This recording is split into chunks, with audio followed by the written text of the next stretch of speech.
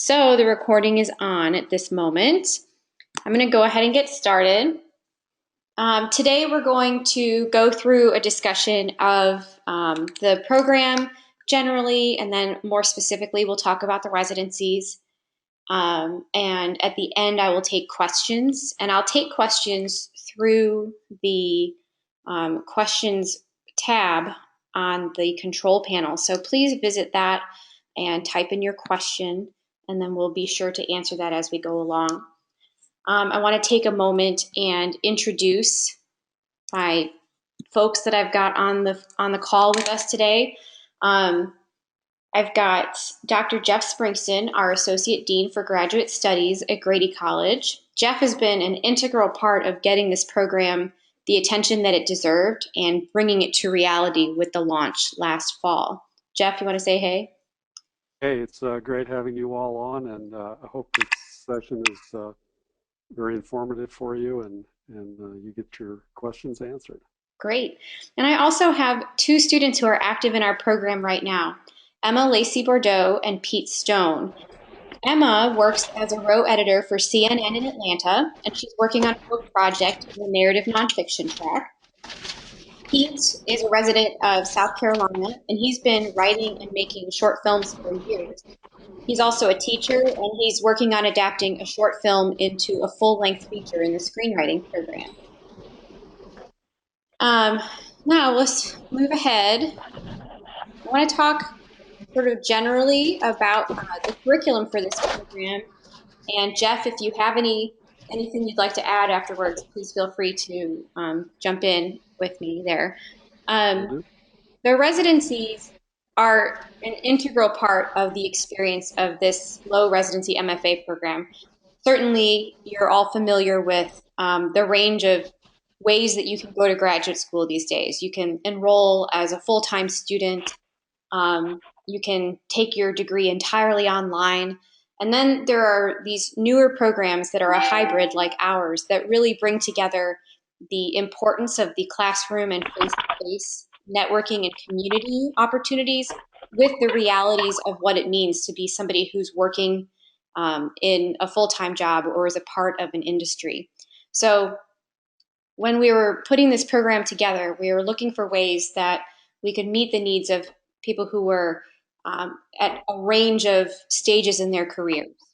So when you participate in this program, you'll go through 4 semesters of coursework with a residency leading off each of those semesters. And then you'll finalize your experience with a 5th and final residency where you'll do a public reading.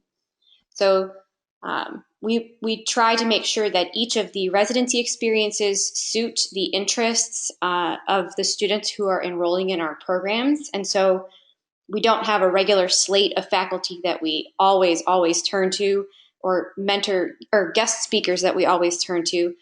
We like to change it up and bring people that will suit the interests of our students. We also have a really close focus on craft and professionalization. This is not a traditional master's program where you would enroll full-time and potentially serve as a research assistant or a teaching assistant, but we look for other opportunities to do that professionalization. One of the experiences you'll get to have in your 5th and final residency is sharing your public work, but also leading a craft seminar that is in the vein of teaching a class or a unit at the college level. And we'll give you the support and materials to help you prepare for giving that presentation as we move toward that final residency. Jeff, do you have anything to add here? I think that's a real good overview. So I think as questions come up, I'll be happy to jump in to add. Can I add something, Kelly? It's Valerie. Oh, hi, Val. You are here. Everyone, yeah. Valerie Boyd is with us. Hey, guys. I just joined in. I wasn't sure I could make it, but I'm happy to be here. I'm the director of the narrative nonfiction side of things. And I want to just echo what Kelly said, first of all, to welcome everyone, but also to say that even though we bring in various guest writers, we do have core faculty on each side, screenwriting and narrative nonfiction. Nate Cohn and Christine Swanson are our core screenwriting mentors. On the nonfiction side, our core screenwriting mentors are Moni Basu at CNN, John T. Edge, the fabulous, famous food writer, writes frequently for the New York Times. You've probably seen him on Iron Chef as a judge. And then I'm the third core faculty member, and we're looking to bring on a couple of other strong core faculty who will start when you all start, if you all are applying to start in August.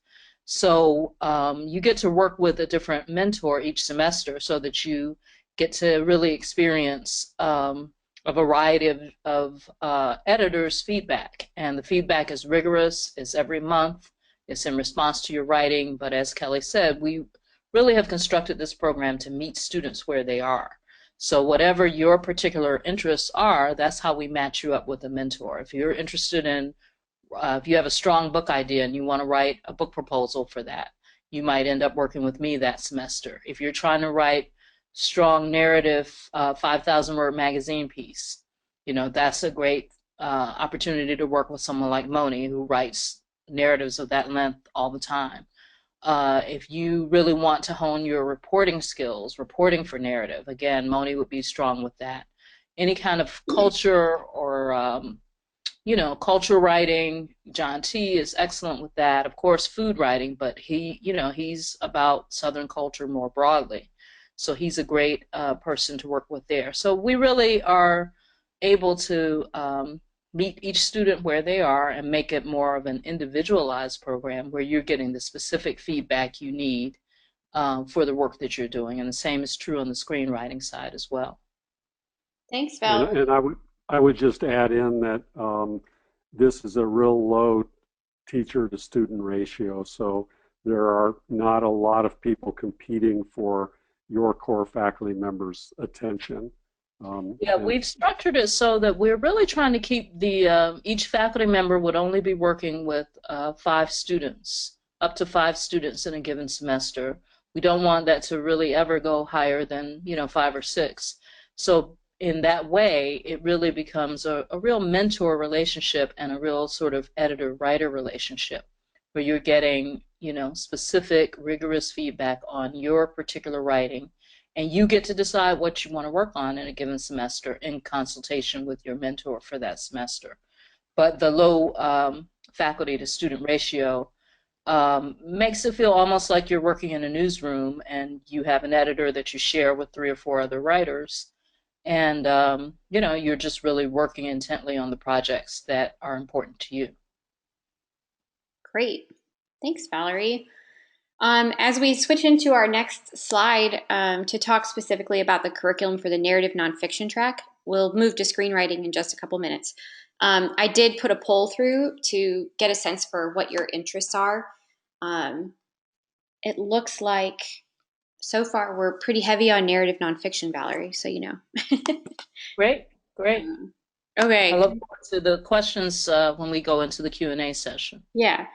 Can you see the narrative nonfiction concentration slide now? We see the poll slide right now. Oh, okay. I guess I need to make the poll go away. I hope. Let's take a couple more seconds to complete the poll, everyone. And then we'll go ahead and move on.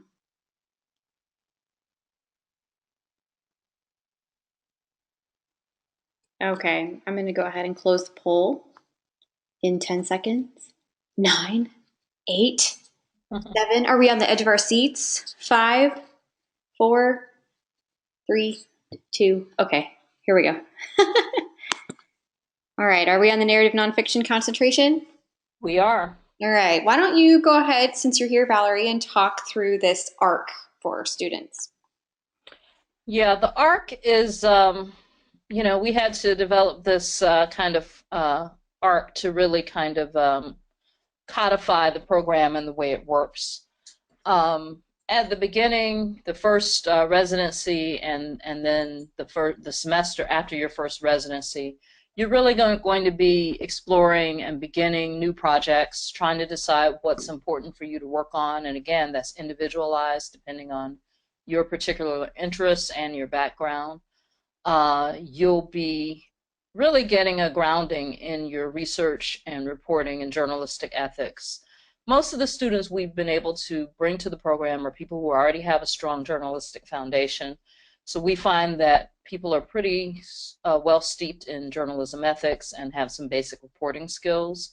If you come into the program and you don't have that, we'll work with you individually to give you some experience with that. But again, I just want to emphasize, we are meeting you where you are. So each person will have a different experience based on what their needs are. I don't know if Kelly told you before I joined, but we have students currently who have 25 years of journalism experience. For a student coming in with that, um, they really are starting with a book idea, a book proposal. That's what their explorations and beginnings look like. If you've come in and you've written a few pieces, you've gotten some freelance pieces published, but you really want to dive into a deeply reported narrative, we may spend more time with you working on your reporting skills and research skills. And we're talking about everything from interviewing skills to archival research, really, again, working with each individual where you are. And then, so you're essentially you're reading a lot and you're writing a lot. The reading lists are tailored to you individually. Depending on whatever project you're working on, your mentor sits down with you and helps you come up with a reading list for the semester that will help you with your particular work and your particular interests. And so you're doing that kind of stuff throughout year one. We're also reading great narratives, analyzing narratives, talking about them.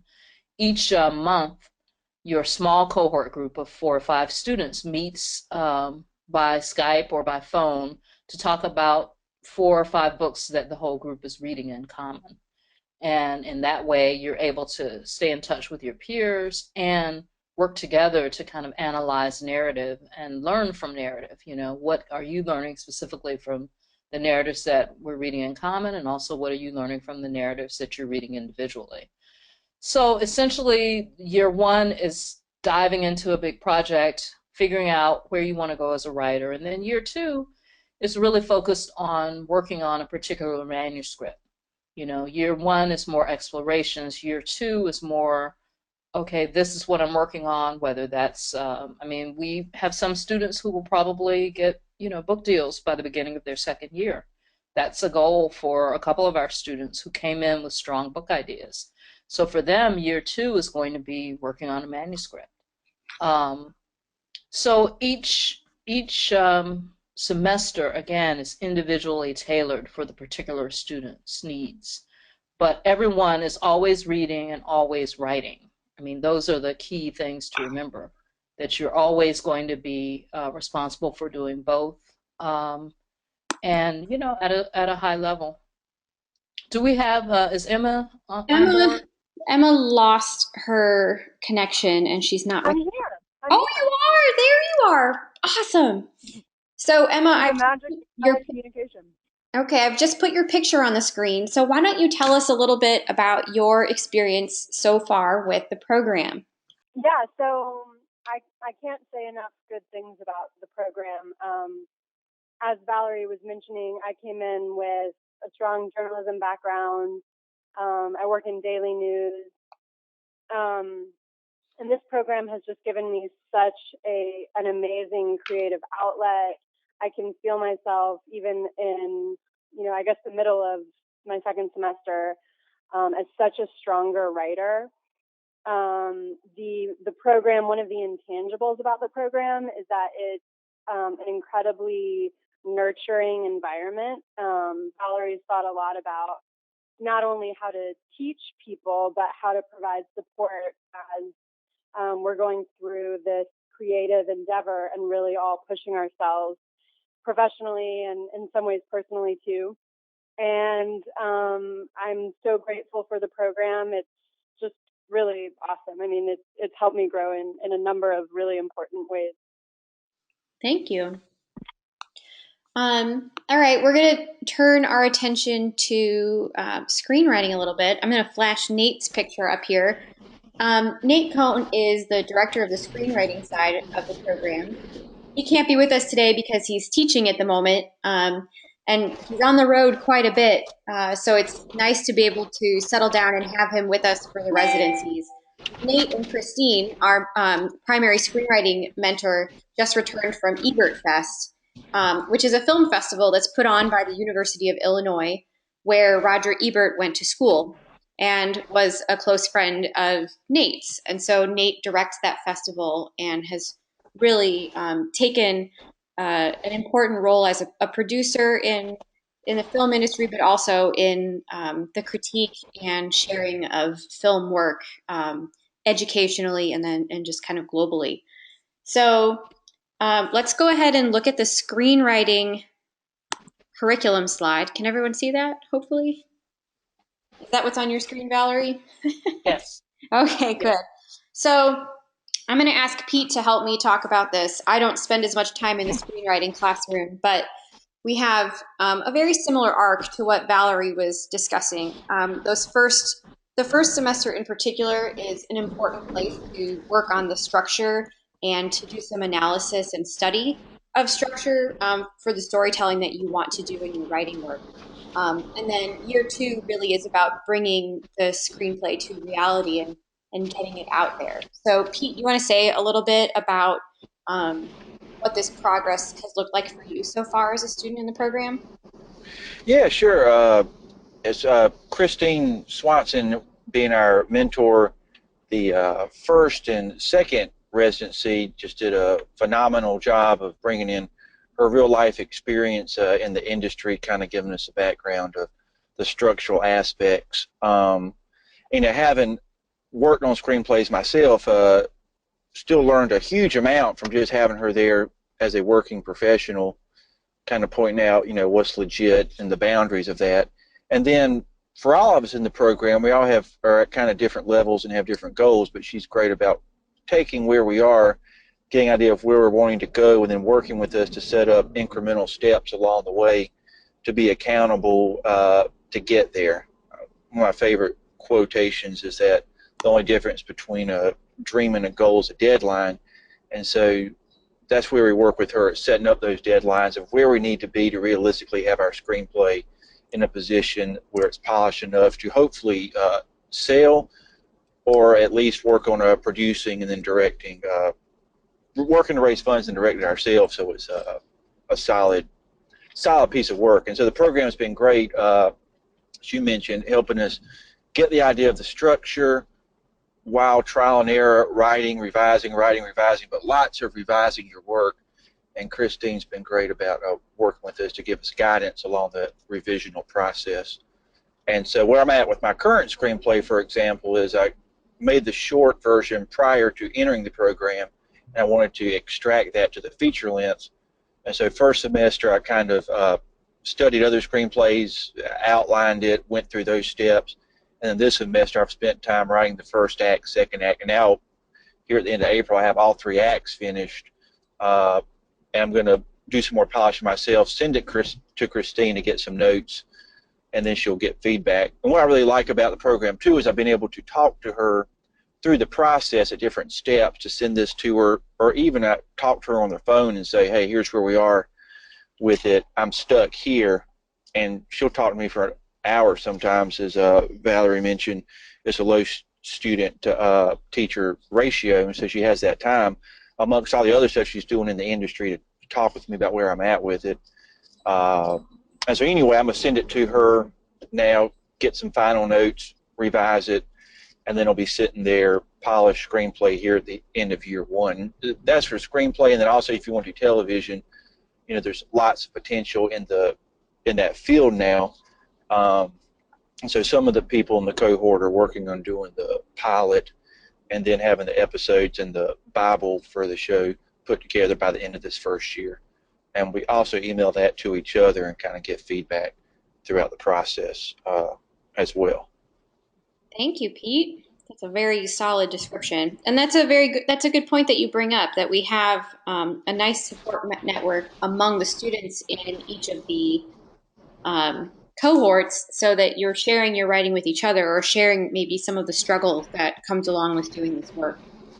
Right. And I want to touch too why the residencies themselves are so important. I think is because in the industry of show business and television, or industry of Hollywood or that industry, just networking is so important.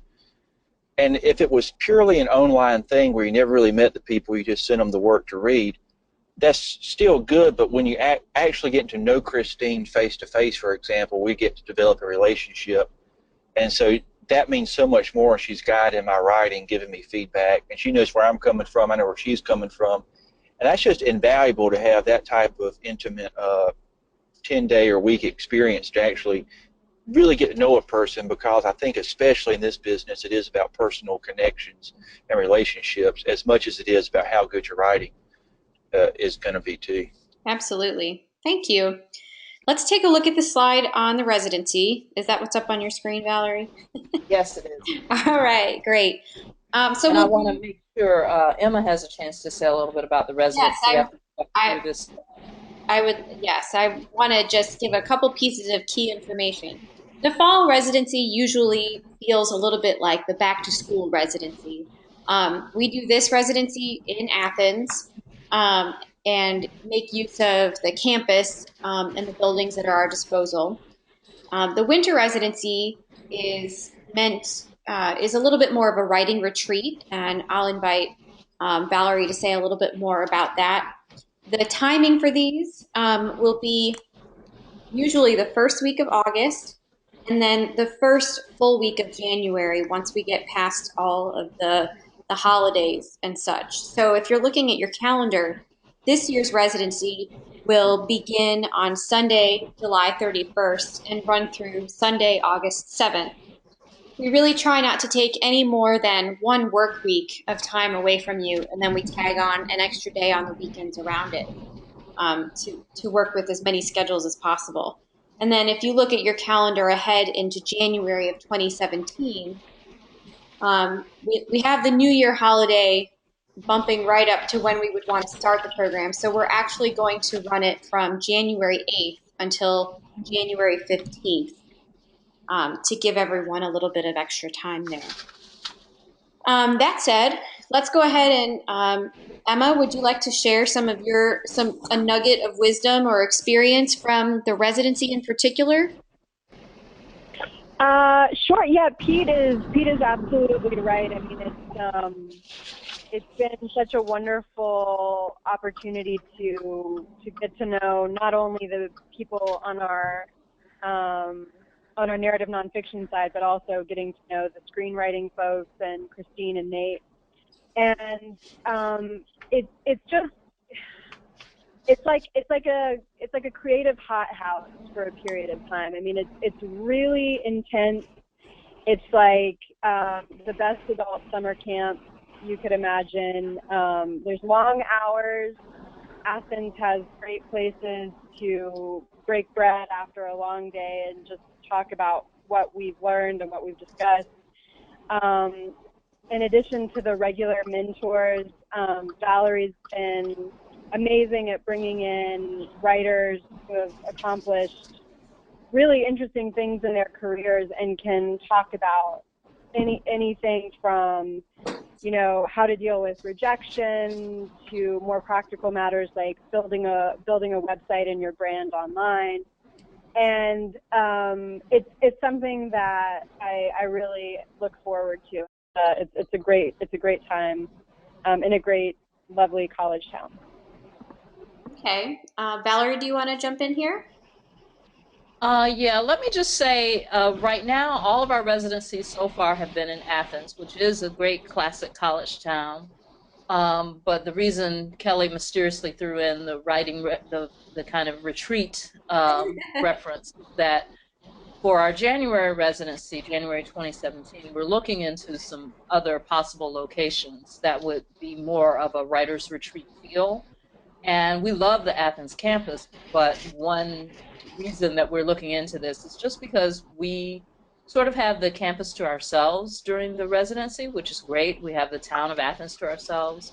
But in January, and this will be a problem sort of moving forward, our residency would bump up against the regular semester, and we're not sure of classroom space and resources and all of that. So we're trying to figure out whether we're going to do the January residency in Athens, or we'll move it to a retreat site We're looking at maybe developing a relationship with the Serenbe retreat site, which is 45 minutes south of the airport, the Atlanta airport. It's actually closer to the Atlanta airport than than Athens is for those who are flying in. But in any case, our goal is to sort of keep the costs the same, but to just really have an environment that is conducive to the kind of intense but completely gratifying interaction that we get to have with each other at the residencies. One thing that I've been really pleased with from the residencies, and this moves to something Emma said, Emma and Pete really, is just kind of the collaborative, collegial atmosphere that has developed among the students. This is not the cutthroat MFA kind of experience. If you're looking for that, this is a program that's not right for you, because this program is warm and friendly and kind and supportive and nurturing.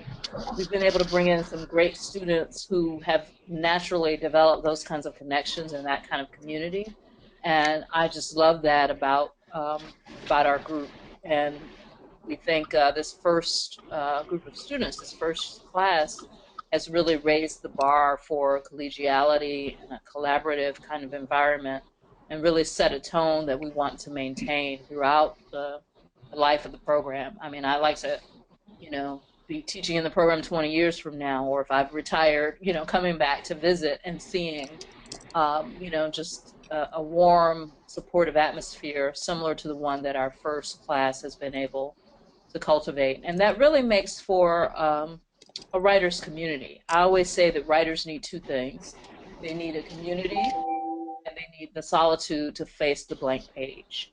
And the low residency teaching model gives writers both of those things. It's, as Pete said, it would be one thing to just have somebody to read your stuff and give you feedback, but that doesn't fully give you a community. And the residency is really key for us forming that community, so that you feel like you have friends to talk you off the ledge and really help you to do your best work. And I know that Emma and Pete, you can speak to this, but I know, Emma, you're in constant touch with other folks, from the program, and you all do a lot to support each other's work and just support each other in life and in the process, it sounds like. Great. Yeah, that's absolutely the case. I mean, Oh, now I've got I'm now on the computer. Okay, Okay, so no, we keep in touch regularly. Sometimes it's a text message just just saying I'm freaking out. Sometimes it's an email. We're right now organizing like an end of semester get together at a location TBD. So it's wonderful to have a community to be going through the whole process with. Great. Thank you.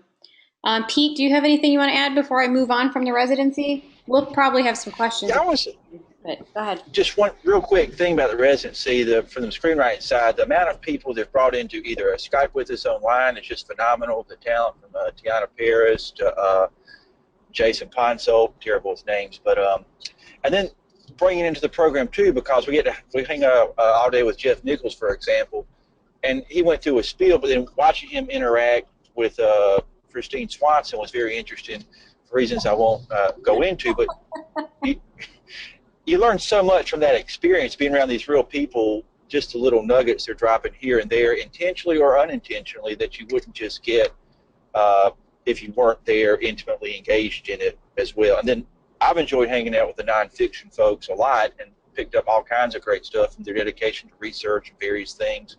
So, it's just holistically was a great experience for all those reasons. So. Yeah. Okay. I'm going to turn to the application process here for a moment. As you probably know, if you spent any time on our website, our application deadline is approaching on May 1st. You do need to submit a writing sample, which Valerie might speak to this here in a second about the weight that this document has in the application. but you'll also want to upload recommendations. There are no GRE scores required as a part of this application. I have talked to a few students who are applying who wanted to submit GRE scores because maybe when they graduated from their bachelor's degree 20 years ago, they didn't have so great of a GPA. So those are circumstances in which you might want to supply a GRE score as a supplement to, I don't know, to demonstrate your abilities. Valerie, would you like to say something about the writing sample? Yeah, I just want to say that the writing sample is the most important criterion for your admission. We really want to see 20 pages of your strongest writing. That might be one 20-page piece. It might be three pieces that add up to 20 pages. We really just want to get a sense that you can succeed in this program. I mean, this is an MFA. The MFA, as you all know, is a terminal degree. It's equivalent to the PhD in creative fields. An MFA, everybody isn't ready for an MFA. All the students in our program are accepted because we feel that they are ready and that they can succeed in the program.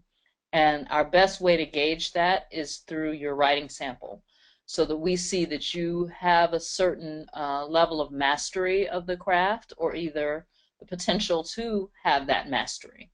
And so the writing sample is just really crucial because it gives us a sense that how to make your way across a page, how to handle yourself on the page, and that you have topics that you're passionate about, things that you want to write about.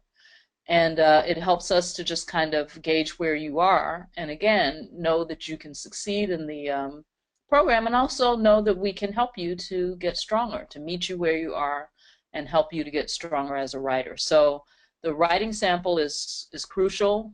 It can be a variety of things. It can be nonfiction. It could be, obviously, if you're applying for the screenwriting program, you should show some dramatic writing. It can be even fiction. We just want you to choose your strongest 20 pages and send those to us so that we get a sense of what you're capable of. Yeah. Jeff, do you have anything you wanted to add here? No, I think that covers it. But yeah, I think Valerie hit it right on the head that um, we really want writers to grow and to get the most out of this experience. And in order to do that, they need to start from a certain starting point. Yeah. So we're not looking at novice writers at this point, but people that have some mastery at this stage. Okay, thank you. All right, so now's the portion of the webinar where we're going to turn to your questions. Hopefully we've answered some of them for you, but if we haven't yet, this is the time to open that questions tab, type in what you're looking for answers to, and then I'll read those questions and we'll discuss them as a group. So we'll get some feedback from Valerie and Jeff, and then we'll also get Emma and Pete to share some responses as well. I'm going to go And ahead. let me just say while we wait for questions, Sure. you see my email address on here. For anybody who's interested in the narrative nonfiction side, I am happy to meet with you for coffee if you're local, Athens or Atlanta, or, just set up a phone conversation. If you want to talk through your particular situation and have questions that you feel you don't want to ask here publicly, even though I think asking them here is great because everybody else probably has similar questions and can benefit from hearing the answers. But I just want to emphasize that I'm available to you. You can email me directly, and we can set up a time to talk by phone or in person about whatever concerns you have, questions that you might have. I'm sure Nate will make himself available to talk with you as well. And in some cases, I've met with students who wanted to talk with another student. I know Emma has talked to several people because of that. I've recommended Emma and several of our other students to talk with folks who have questions that might be better answered by a student. So just know that we are pretty transparent and really want to help you get those answers and are available to do that in whatever way we need to be. Yes. So I have one question from Guy. And I think that you're probably doing some of this work in the narrative nonfiction. So I'm going to aim this at Valerie and Emma. Um, Guy says, suppose you're in year 2 and your goal is to write a long narrative piece, 5,000 to 10,000 words instead of a book. Will your program help with that for MFA students?